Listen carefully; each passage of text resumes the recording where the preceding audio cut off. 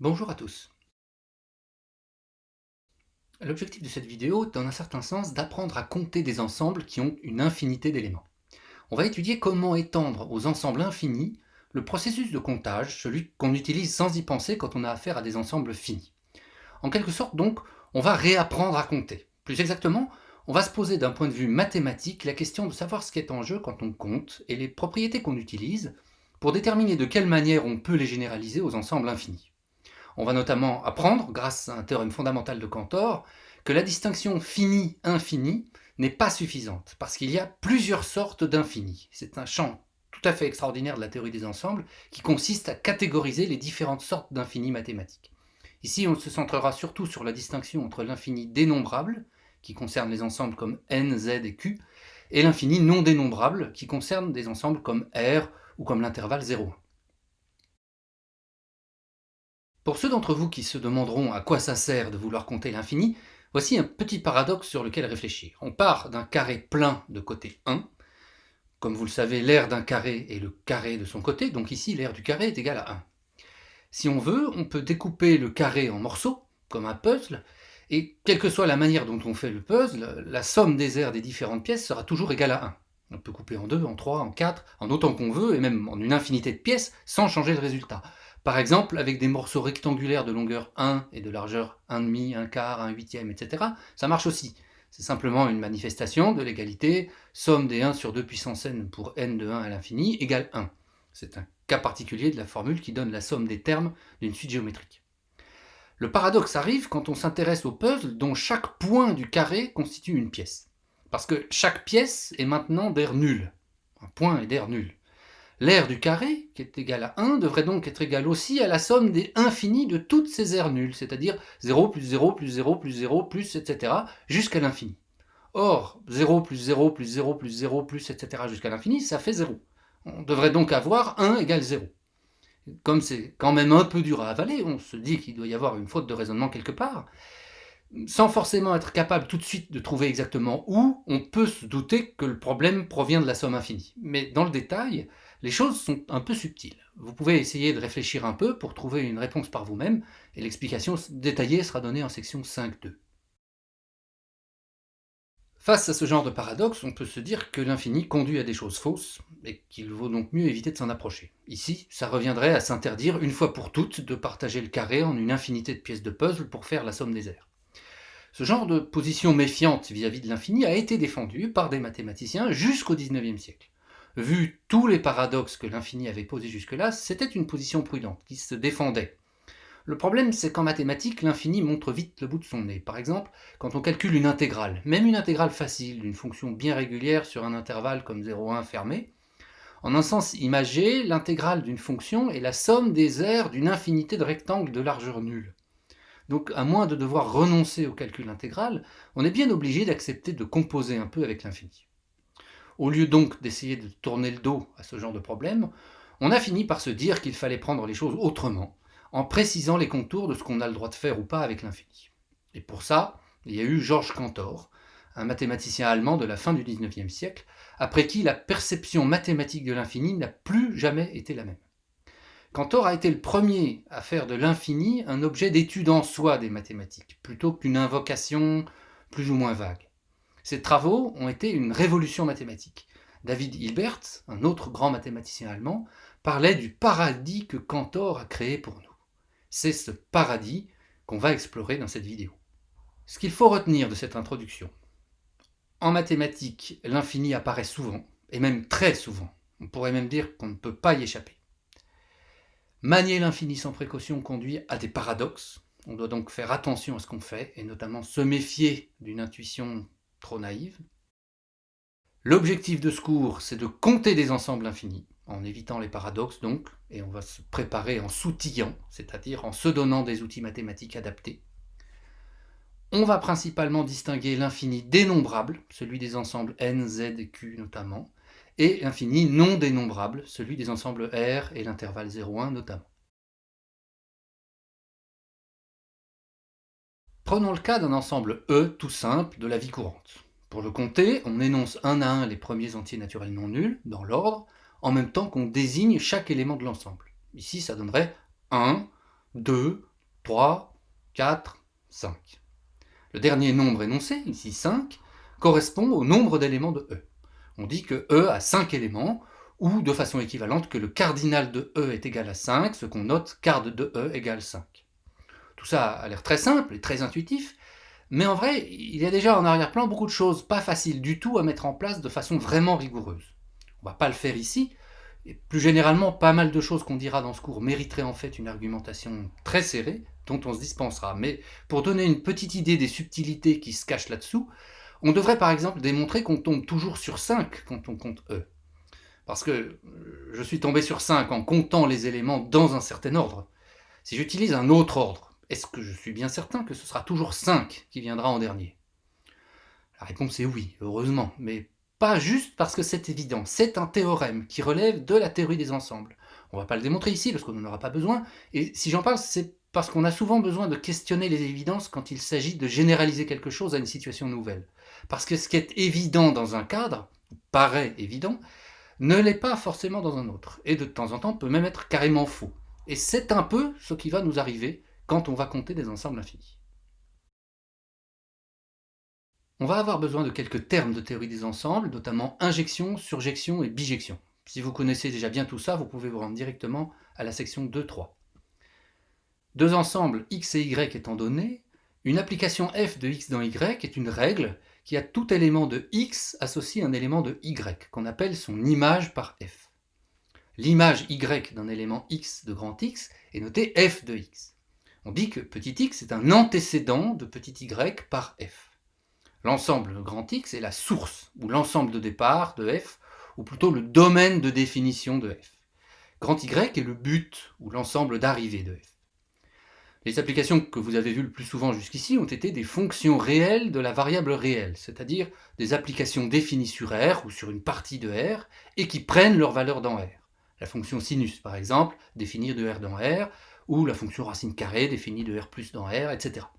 Une application f est une injection si on ne voit jamais deux flèches se rejoindre sur un même élément de y, c'est-à-dire que tout élément de l'ensemble d'arrivée a au plus un antécédent. Une définition plus maniable est qu'une application f est injective si et seulement si elle satisfait la condition suivante: f de x égale f de x' implique x égale x'. L'application f est une surjection si tous les éléments de y sont atteints par au moins une flèche, c'est-à-dire que tout élément de l'ensemble d'arrivée a au moins un antécédent, éventuellement plusieurs. Plus rigoureusement, f est surjective si et seulement si, quel que soit petit y dans grand Y, il existe petit x dans grand X tel que f de petit x égale petit y. Enfin, une application est une bijection quand elle est à la fois injective et surjective. Une autre façon de dire que f est bijective est de dire que tout élément de l'ensemble d'arrivée grand Y possède un antécédent et un seul. L'existence d'un antécédent correspond à la surjectivité, l'unicité de l'antécédent correspond à l'injectivité. Revenons à notre façon de compter notre ensemble E à 5 éléments. L'opération de comptage correspond à une bijection de E dans l'ensemble 1, 2, 3, 4, 5 des 5 premiers entiers naturels non nuls. Dire que E a 5 éléments, c'est dire qu'une telle bijection existe. Plus généralement, on dira que E a n éléments, ou que le cardinal de E est égal à n, si et seulement si il existe une bijection de E dans l'ensemble des entiers de 1 à n. La notion de bijection est bien adaptée à la description du processus de comptage. Les notions d'injection et de surjection, elles, servent plutôt à comparer. Deux ensembles finis x et y étant donnés, supposons qu'il existe une injection f de x dans y. Alors, théorème, x ne peut pas avoir plus d'éléments que y, c'est-à-dire qu'on a card de x inférieur ou égal à card de y. Ça n'a rien de très étonnant, parce qu'une injection, c'est une sorte d'inclusion, au sens où elle nous dit qu'on peut placer tout x dans y. La réciproque est vraie. Si le cardinal de grand X est inférieur ou égal à celui de grand Y, alors il existe une injection de x dans y. D'un autre côté, supposons cette fois qu'on ait une surjection de x dans y. Dans ce cas-là, c'est l'ensemble grand X le plus gros des deux, celui qui contient le plus d'éléments. On a cardinal de x plus grand, supérieur ou égal à cardinal de y. Et là aussi, la réciproque est vraie. Si le cardinal de x est supérieur ou égal à celui de y, alors il existe une surjection de grand X dans grand Y. Une synthèse de tout ça, c'est que pour deux ensembles finis x et y, il y a équivalence entre cardinal de x inférieur ou égal à cardinal de y, il existe une injection de x dans y et il existe une surjection de y dans x, et les deux ensembles ont le même nombre d'éléments si et seulement si il existe une bijection de x dans y ou de y dans x. On dit aussi plus simplement dans ce cas-là que x et y sont en bijection. Ce qu'il faut retenir de cette partie outillage mathématique: le cardinal d'un ensemble fini E est l'entier n tel qu'il existe une bijection de E dans l'ensemble des entiers de 1 à n. Si x et y sont deux ensembles finis, alors le cardinal de x est inférieur ou égal au cardinal de y si et seulement si il existe une injection de x dans y, si et seulement si il existe une surjection de y dans x. Si x et y sont deux ensembles finis, alors ils ont le même cardinal si et seulement si ils sont en bijection. Notre objectif, c'est maintenant d'étendre les idées précédentes pour voir ce qu'elles deviennent quand on a affaire à des ensembles infinis. Un des premiers à s'être posé ce genre de questions, c'est Galilée, au XVIIe siècle. Galilée a considéré l'ensemble C des carrés parfaits, 1, 4, 9, 16, 25, etc. Et il a remarqué qu'on pouvait faire une bijection entre l'ensemble des entiers naturels non nuls et cet ensemble C. On en voit 1 sur 1, 2 sur 4, 3 sur 9, 4 sur 16, etc. Puisqu'à chaque entier positif correspond un unique carré parfait, et que réciproquement à chaque carré parfait correspond un unique entier positif, on a construit une bijection entre n étoiles et C. On a dit tout à l'heure, dans le cas des ensembles finis, que deux ensembles finis ont le même cardinal, c'est-à-dire le même nombre d'éléments, dès lors qu'ils sont en bijection. On est donc tenté d'écrire quelque chose comme cardinal de n étoiles égale cardinal de C. D'un autre côté, on est un peu gêné avec ça, parce qu'on voit par ailleurs que C est inclus dans n étoiles, ce qui suggère que le cardinal de C est inférieur ou égal à celui de n étoiles, mais comme l'inclusion est stricte, on est tenté d'aller plus loin et de dire que le cardinal de C est strictement plus petit que le cardinal de n étoiles. Dans ce qu'on a vu dans les parties précédentes, tout ne peut donc pas rester en l'état quand on passe à deux ensembles infinis, comme C et n étoiles. Rappelez-vous, quand on a dit qu'il était évidemment vrai, entre guillemets, que l'ordre dans lequel on compte les éléments d'un ensemble n'a pas d'importance pour connaître son cardinal. Là, on voit que pour des ensembles infinis, ça se passe beaucoup moins bien. Plutôt que de se contenter de dire que tout ça est incohérent et qu'il vaut mieux tout arrêter, on va faire un tri dans les propriétés pour voir celles qu'on peut garder et celles qu'on doit abandonner pour retrouver une cohérence mathématique. Comme on l'a vu, l'ensemble des carrés parfaits est à la fois strictement inclus dans n étoiles et en bijection avec n étoiles. C'est quelque chose qui ne peut se produire que parce que les deux ensembles sont infinis. Quand les deux ensembles sont finis, c'est impossible. Ce phénomène est fondamental. Il est même fondamental au point qu'on peut en tirer une définition de l'infini, historiquement la toute première définition mathématiquement correcte. On la doit à Richard Dedekind, un autre grand mathématicien allemand du XIXe siècle. Par définition, selon Dedekind, un ensemble E est infini si et seulement si il existe une bijection entre E et une partie stricte de E, c'est-à-dire un sous-ensemble de E différent de E lui-même. Avec cette définition, la bijection qu'on a construite entre n étoiles et l'ensemble des carrés parfaits ne pose plus de vrais problèmes. Elle est simplement une manifestation du fait que n étoiles est infini. C'est là que l'outillage mathématique qu'on a mis en place tout à l'heure, les injections, les surjections, les bijections, va devenir vraiment indispensable. Autant quand on a affaire à des ensembles finis, on peut se dire que c'est un vocabulaire un peu inutilement compliqué pour décrire des choses très simples, autant maintenant on va se rendre compte que pour éviter de s'enfoncer dans les paradoxes de l'infini, comme dans des sables mouvants, on va avoir besoin de quelque chose de solide à quoi se raccrocher. Du coup, dans pas très longtemps, vous allez peut-être vous dire que finalement, tout ce qu'on a vu avant, tout ce qui avait l'air d'être des évidences, eh bien, ça mérite en fait d'être bien compris, qu'il vaut la peine de les voir d'une façon un peu différente.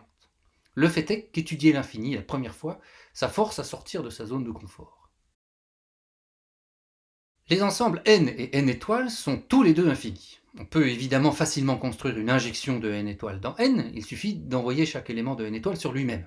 On a donc envie d'écrire que cardinal de n étoiles est inférieur à cardinal de n.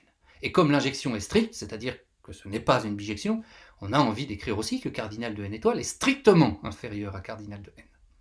Le problème, c'est qu'on peut aussi construire une bijection de n étoiles dans n, par exemple en posant f de n égale n-1 pour tout n. Oui, c'est bien une bijection. Vous pourrez le montrer sans problème à titre d'exercice.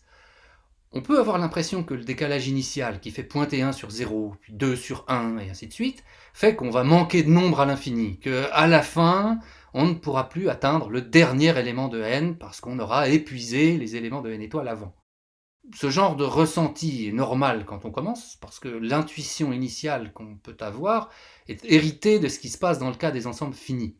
Sauf que là, on a affaire à des ensembles infinis, donc le problème qu'un décalage poserait dans le cas d'ensembles finis ne se produit à aucun moment. Le moment n'arrive jamais où on manquerait de nombres, un peu comme si le problème éventuel était en fait perpétuellement repoussé, et que donc il ne se produisait jamais.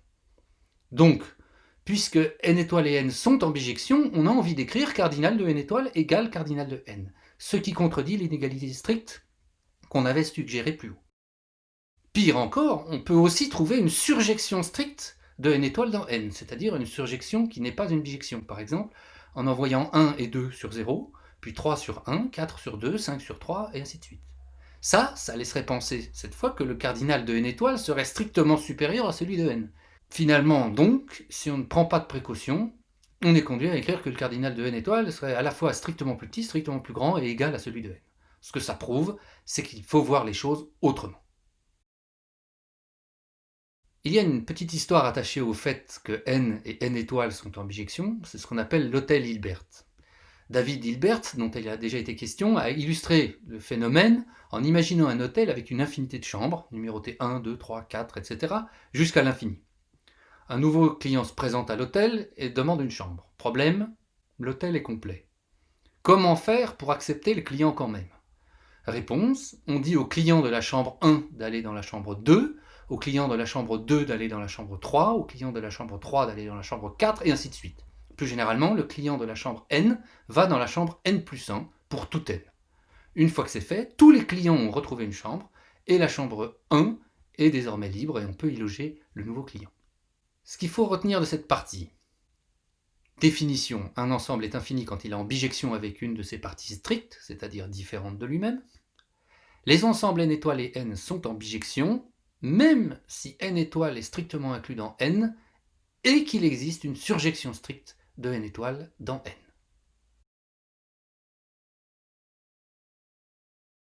On a donc vu qu'il allait falloir renoncer à une partie de notre intuition parce que certains résultats vrais, et même évidents, chez les ensembles finis, ne peuvent plus fonctionner de la même façon chez les ensembles infinis.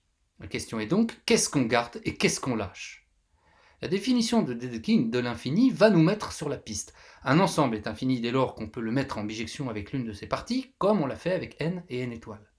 Ça suggère que quand on a affaire à des ensembles infinis, retirer un élément ne prête pas à conséquence sur sa taille, entre guillemets. Et c'est ce point de vue qu'on va adopter, celui des bijections. On dira que, par définition, un ensemble infini est dénombrable s'il est en bijection avec n. D'après ce qu'on a déjà vu, n étoile est dénombrable. Intuitivement, on a envie de dire que les ensembles dénombrables sont ceux qui, entre guillemets, ont autant d'éléments que n. Mais on ne le dit pas comme ça parce que c'est un petit peu naïf et c'est trop lié au cas des ensembles finis. On dit plutôt que n et n étoiles ont le même cardinal. Ce qui change par rapport aux ensembles finis, c'est que le fait que n étoile soit strictement inclus dans n n'empêche pas que le cardinal de n étoile soit égal à celui de n. L'inclusion même stricte de n étoile dans n permet de dire que le cardinal de n étoile est inférieur ou égal à celui de n, mais rien de plus. Dit d'une autre façon, le fait que n contienne strictement n étoile ne permet pas de dire que le cardinal de n est strictement supérieur à celui de n étoile, mais seulement qu'il est supérieur ou égal. C'est ça la différence principale avec ce qui se passe chez les ensembles finis. C'est une différence importante qui demande un effort pour se construire une intuition, mais c'est un effort qui vaut le coup, parce qu'une fois qu'il est fait, on peut étudier mathématiquement l'infini et dissiper des paradoxes. Si on veut, on peut tout aussi bien définir la dénombrabilité à partir de n étoiles plutôt que n. La définition est tout à fait équivalente d'après les propriétés courantes des bijections. Vous pourrez vous en assurer en exercice. Plus généralement, tout ensemble dont on sait qu'il est en bijection avec n peut être utilisé à la place de n pour démontrer la dénombrabilité d'un autre ensemble.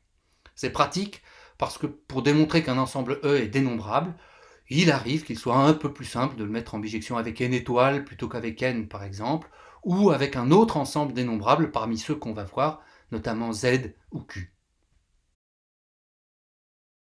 Un exemple important d'ensemble dénombrable est Z. Pour le démontrer, on va construire une bijection entre Z et N.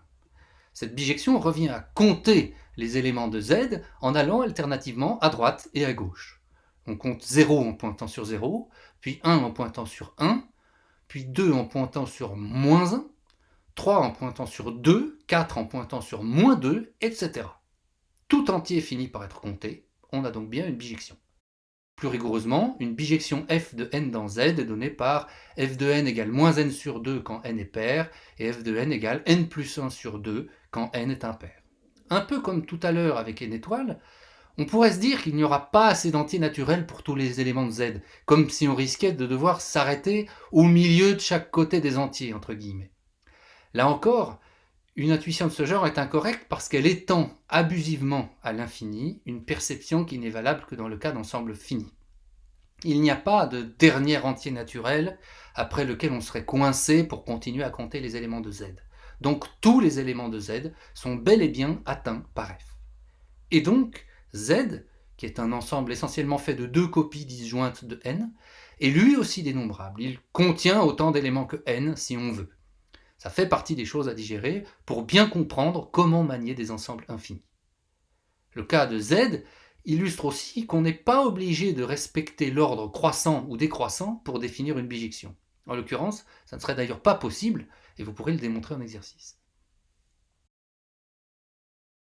L'ensemble Z croix Z, qu'on peut représenter par l'ensemble des points du plan à coordonnées entières, est lui aussi dénombrable, bien qu'il contienne une infinité de copies de Z. Pour le démontrer, il suffit de compter les points en partant de l'origine et en tournant en spirale, un peu comme pour dessiner une coquille d'escargot. En prenant soin de n'oublier aucun point en cours de route, on atteint de proche en proche n'importe quel point à coordonnées entières. On peut bien sûr écrire rigoureusement la bijection de n dans Z croix Z qu'on construit de cette manière. C'est pas très éclairant en soi, mais c'est un bon exercice pour s'entraîner à manier des expressions générales. Avec le même genre d'idée, on peut démontrer que d'autres ensembles courants sont dénombrables, notamment D, l'ensemble des décimaux, Q, l'ensemble des rationnels, et A, l'ensemble des réels algébriques, c'est-à-dire qui sont racines de polynômes à coefficients entiers. Cet ensemble A contient notamment tous les nombres que vous pouvez écrire à l'aide des entiers, des 4 opérations et des racines carrées, cubiques, quatrièmes, etc. Vous pouvez faire ces démonstrations à titre d'exercice. Mais pour ce genre d'ensemble, dont les descriptions sont souvent plus abstraites que celles de Z ou de Z croix Z, il est en général plus élégant d'utiliser des résultats généraux qu'on admettra ici. Un premier résultat nous dit que d'une certaine manière, il n'y a pas d'infini intermédiaire entre le fini et le dénombrable. Plus précisément, si E est un ensemble infini inclus dans un ensemble dénombrable, alors E est lui-même dénombrable. Plus généralement, s'il existe une injection de l'ensemble infini E dans un ensemble dénombrable, alors E est dénombrable. Une application importante de ce résultat concerne l'ensemble Q des nombres rationnels. Q est dénombrable. Ça peut paraître un peu curieux parce que Q a l'air beaucoup plus gros que Z, notamment parce qu'entre deux rationnels A sur B et C sur D, il y en a toujours un troisième. Par exemple, la moyenne des deux, A sur B plus C sur D, le tout divisé par 2. Et donc, par récurrence, entre deux rationnels quelconques, il y en a une infinité d'autres. Ça rend impossible l'existence d'une bijection croissante ou décroissante de Q dans N. Pour démontrer que Q est dénombrable quand même, il faut voir les choses un peu autrement. Une idée est qu'on peut facilement trouver une injection de Q dans Z croix Z. Parce que tout nombre rationnel s'écrit de façon unique comme une fraction irréductible A sur B, dont le numérateur A est un entier relatif, et le dénominateur B un entier strictement positif, en écrivant par convention 0 comme la fraction 0 sur 1. On en déduit une injection de Q dans Z croix Z, en associant à chaque fraction irréductible A sur B le couple AB. Et puisque Z croix Z est dénombrable, Q l'est donc aussi. On en déduit alors que D, l'ensemble des décimaux, c'est-à-dire l'ensemble des nombres qui peuvent s'écrire comme une fraction dont le dénominateur est une puissance de 10, est lui aussi dénombrable en tant qu'ensemble infini inclus dans l'ensemble dénombrable Q. Deux autres résultats utiles sont à connaître sur les ensembles dénombrables. Le premier concerne la réunion d'ensembles dénombrables. Il est assez facile de montrer, et vous pourrez le faire en exercice, que si E et F sont deux ensembles dénombrables, alors leur réunion est dénombrable aussi. On peut utiliser ce résultat pour démontrer par exemple que Z est dénombrable en disant que Z est la réunion de deux copies de N. Par récurrence, on en déduit qu'une union finie d'ensembles dénombrables est dénombrable. Par union finie, on entend une union d'un nombre fini d'ensembles. Il faut un argument supplémentaire pour aller plus loin et obtenir un résultat plus fort qui est qu'une union dénombrable d'ensembles dénombrables est dénombrable. On peut par exemple utiliser ce résultat pour démontrer d'une autre manière que Q est dénombrable ou que D est dénombrable. Vous pourrez le vérifier en exercice. De même, si E et F sont deux ensembles dénombrables, alors il n'est pas difficile de mettre E croix F en bijection avec Z croix Z. Vous pourrez le vérifier en exercice. Ça démontre que le produit cartésien de deux ensembles dénombrables est dénombrable. Par récurrence, on en déduit que le produit cartésien de n ensembles dénombrables est dénombrable. En particulier, n puissance petit n, z puissance n ou encore q puissance n sont dénombrables pour tout entier positif n. En revanche, attention, ce résultat ne s'étend pas pour un produit cartésien dénombrable d'ensemble dénombrable, on le montrera plus loin. Ce qu'il faut retenir de cette partie sur les ensembles dénombrables. Définition, un ensemble est dénombrable si et seulement si il est en bijection avec n. Tout sous-ensemble infini d'un ensemble dénombrable est dénombrable. N étoile, Z, D, Q, Zn et Qn sont dénombrables pour tout entier n plus grand que 1. Pour démontrer qu'un ensemble est dénombrable, il est parfois plus simple de le mettre en bijection avec n étoile ou Z ou Q ou n'importe quel ensemble déjà connu comme dénombrable plutôt qu'avec n. Une union finie ou dénombrable d'ensemble dénombrable est dénombrable. Et un produit cartésien fini, et rien que fini, d'ensemble dénombrable est un ensemble dénombrable.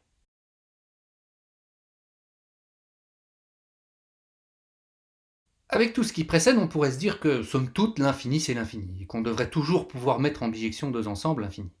Il se trouve que c'est faux, et c'est en ça que les idées de Cantor ont été révolutionnaires. Le premier théorème vraiment spectaculaire de la théorie, c'est que R n'est pas dénombrable.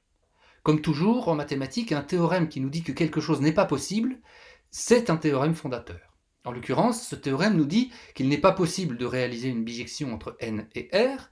En termes intuitifs, ça veut dire que l'infini de r est plus gros que l'infini de n. Ce sont deux infinis de nature différente.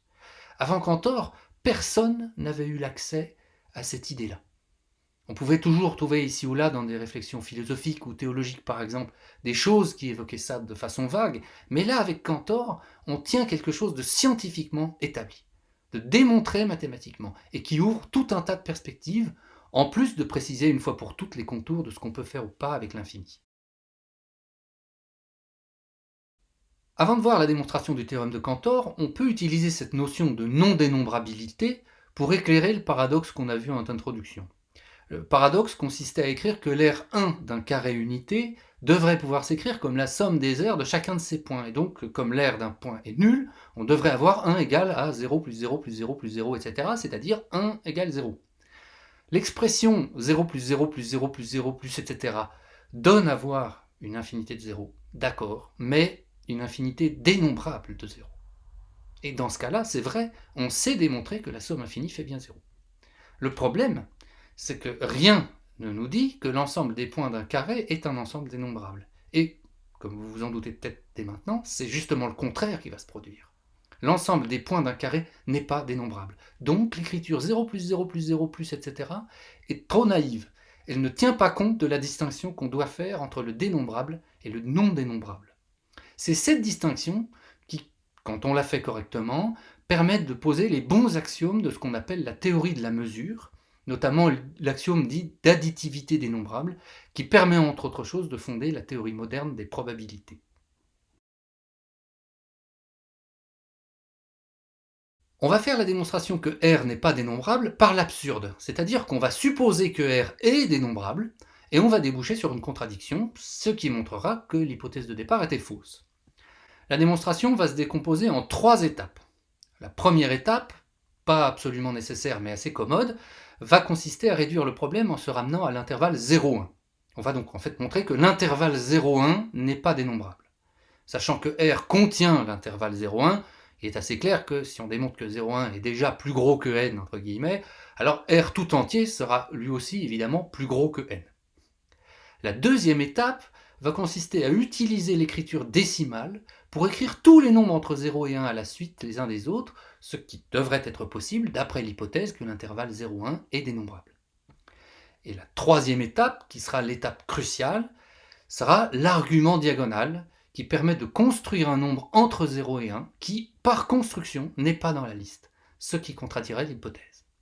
L'argument diagonal présente par ailleurs une petite difficulté technique annexe qu'on traitera à la fin, mais qui peut être mise de côté dans un premier temps.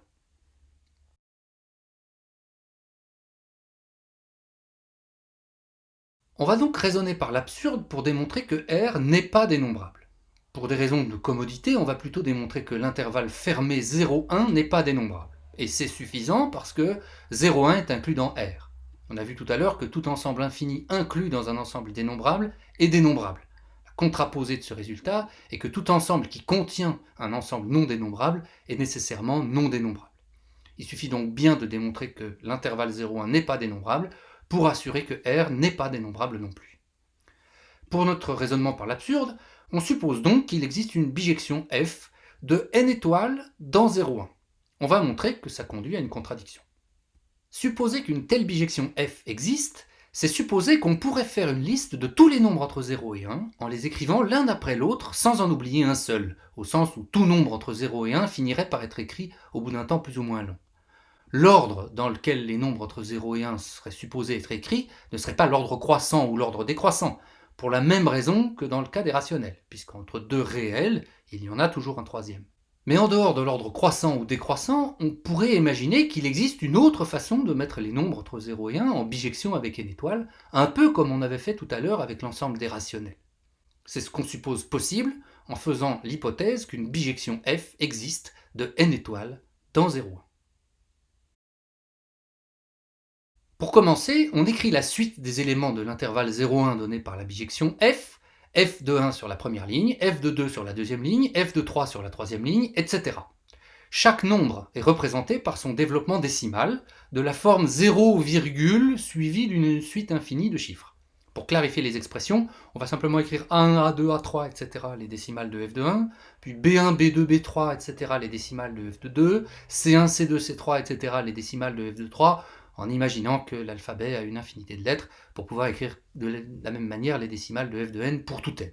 Ceux qui voudront faire les choses plus rigoureusement pourront utiliser une notation à double indice, mais au moins dans un premier temps, on peut s'en dispenser. Voilà donc constitué notre suite des éléments de l'intervalle 0,1. Avec cette présentation, il y a quand même une question qui se pose. Pour une première approche de la démonstration de Cantor, vous pouvez la mettre de côté et y revenir plus tard. On va l'aborder ici de façon ponctuelle pour commencer. On a dit que tous les nombres de l'intervalle 0,1 fermé s'écrivent sous la forme 0, quelque chose. Du coup, il a l'air d'y avoir un problème avec le nombre 1. Mais en fait, le nombre 1 peut lui aussi s'écrire sous la forme 0, quelque chose.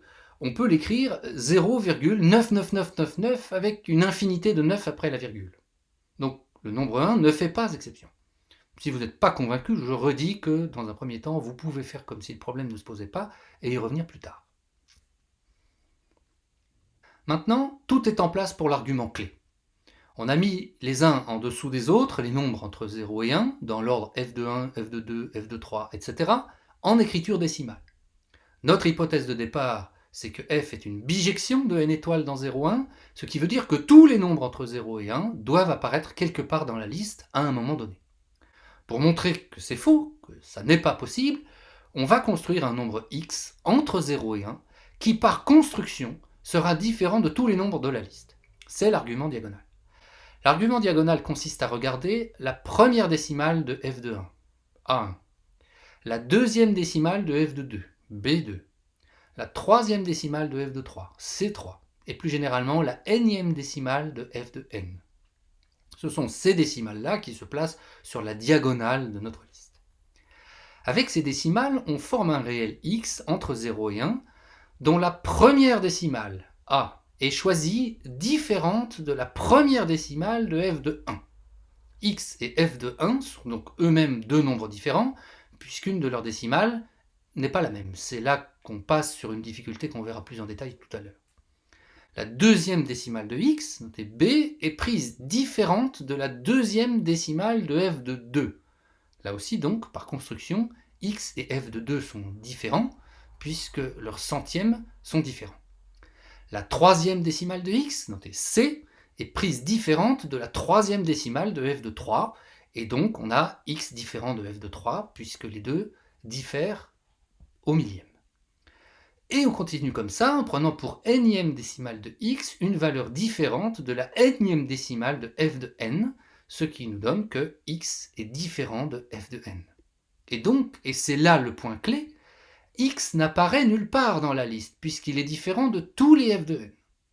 Avec x, on a donc obtenu un nombre entre 0 et 1 qui n'est l'image d'aucun élément de n étoile par f, ce qui veut dire que f n'est pas surjective, donc pas bijective, contrairement à ce qu'on avait supposé.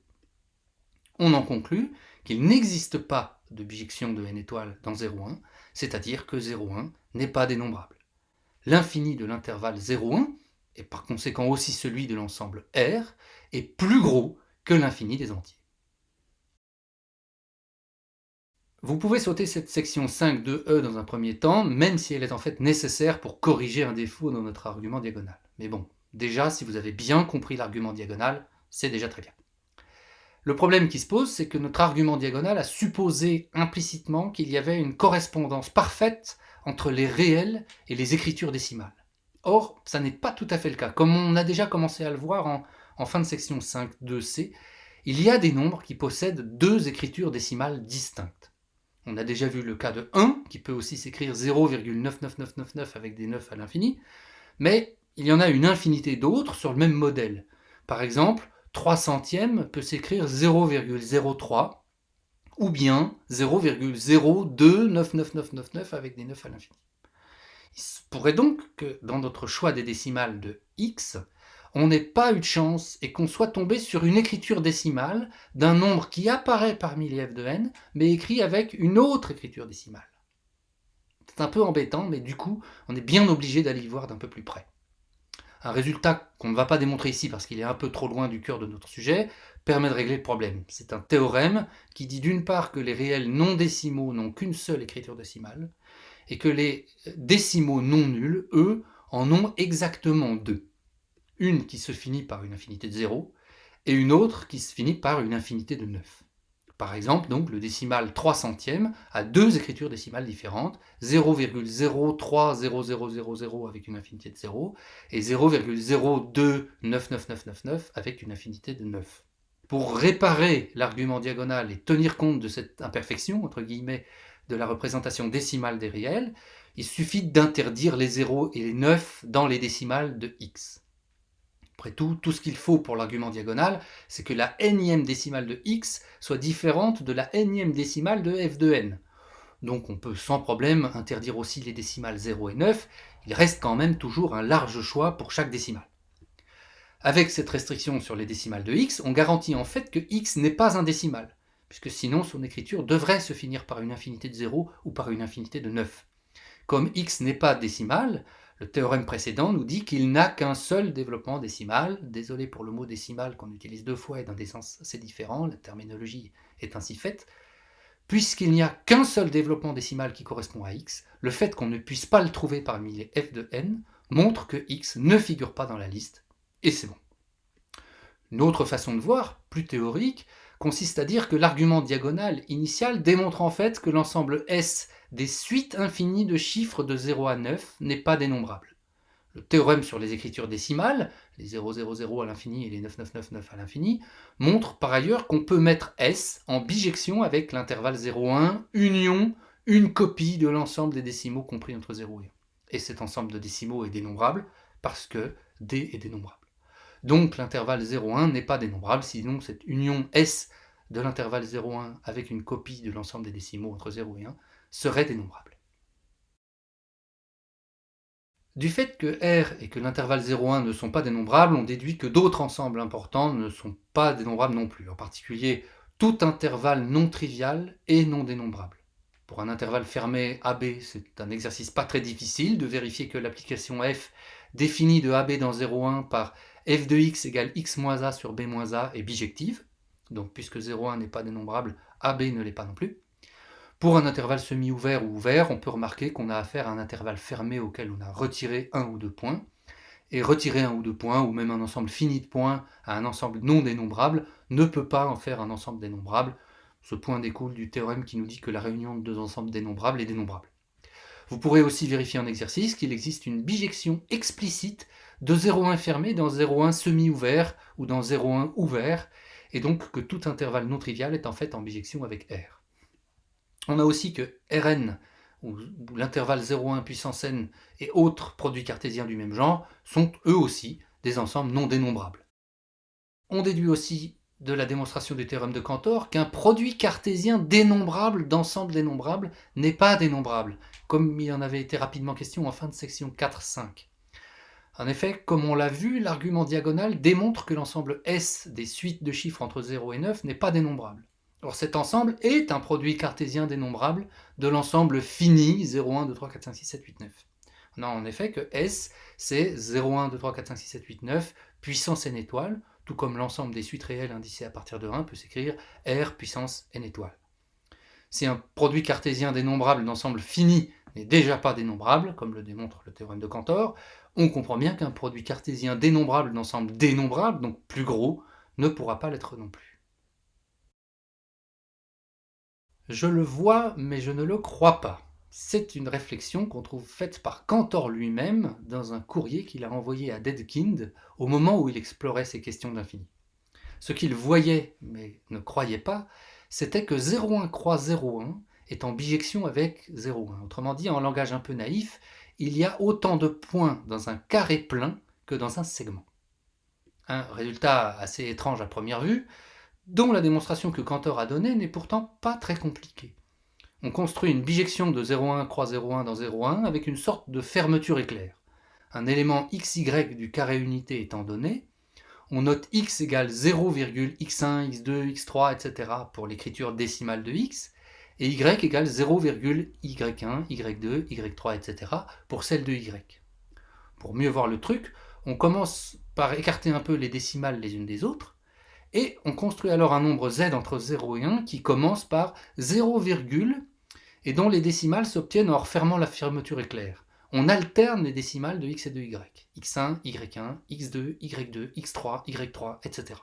Vous pourrez vérifier que l'application qui envoie x, y sur z est bien une bijection du carré plein dans le segment 0,1, en dehors des petits problèmes causés par la double écriture des nombres décimaux.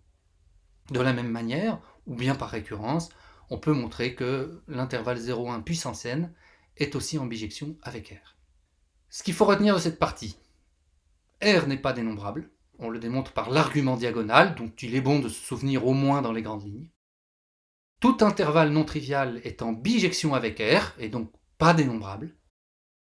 Quel que soit l'entier n, Rn et 0,1 puissance n sont en bijection avec R, et donc ne sont pas dénombrables. Les ensembles qu'on a étudiés jusqu'ici sont tous en bijection soit avec n, soit avec R. L'infini de l'ensemble des entiers est parfois appelé la puissance du dénombrable, le mot puissance ayant ici un sens synonyme de cardinal. L'infini de l'ensemble des réels est lui appelé la puissance du continu.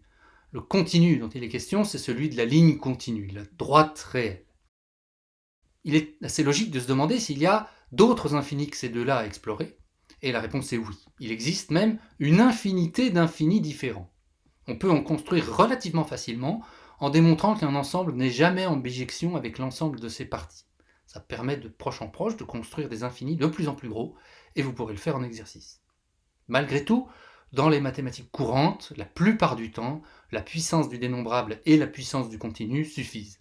Pour en signaler quand même un plus gros, à titre culturel, vous pourrez retenir la puissance du fonctionnel, qui correspond au cardinal de l'ensemble des fonctions de R dans R.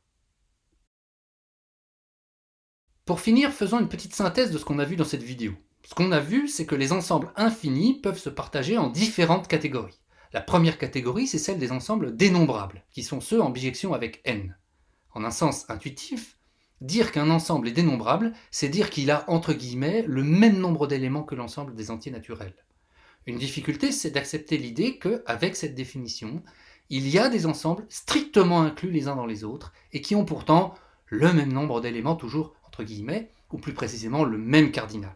Les ensembles Z, D, Q, Zn ou encore Qn sont tous dénombrables, bien qu'ils soient de plus en plus gros au sens de l'inclusion. Malgré tout, même s'il y a des ensembles de plus en plus gros qui restent en bijection avec n, il y a une limite, c'est-à-dire qu'il existe des ensembles non dénombrables. Les exemples fondamentaux d'ensembles non dénombrables sont l'ensemble R des réels, l'intervalle 0,1 et plus généralement tout intervalle réel non trivial. Démontrer que R n'est pas dénombrable se fait avec l'argument diagonal de Cantor. Pour étudier la dénombrabilité éventuelle d'un ensemble infini, on dispose de plusieurs résultats généraux. Tout ensemble infini inclus dans un ensemble dénombrable est dénombrable.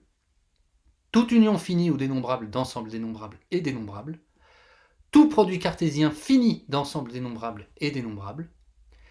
Tout ensemble E en bijection avec R ou dont on peut trouver une injection de R dans E est non dénombrable. Avec le formalisme mis en place par Cantor, on peut dissiper beaucoup de paradoxes apparents sur l'infini. Et surtout, on peut désormais étudier l'infini, ou plutôt les infinis, non plus en les regardant comme des idées vagues et mal définies, mais comme des objets véritablement mathématiques.